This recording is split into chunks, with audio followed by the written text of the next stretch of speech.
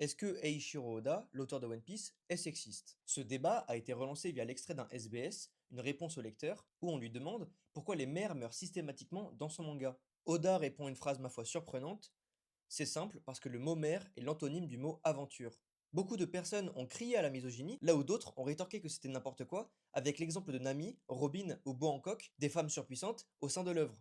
Sauf que c'est exactement là que se trouve le vrai problème. Bo Hancock, c'est une impératrice pirate et une chef d'état très forte, dont le pouvoir est de pétrifier tous ceux qui la désirent. C'est une icône d'émancipation jusqu'au moment où elle tombe amoureuse du héros. À la seconde où le sentiment amoureux entre en jeu, elle devient irrationnelle, hystérique, et l'auteur la transforme en simple comic relief. Si pour toi c'est juste un gag, et que Sanji est également ridicule, c'est pas exactement la même chose.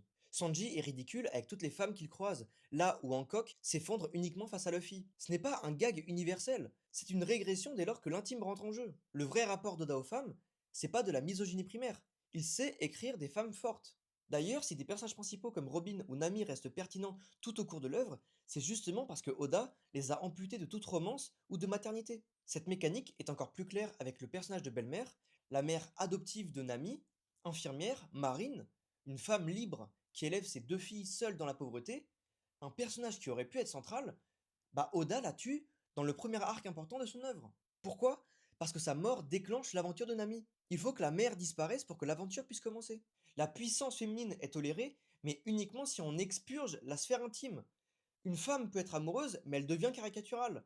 Une femme peut être une mère aimante, mais elle meurt.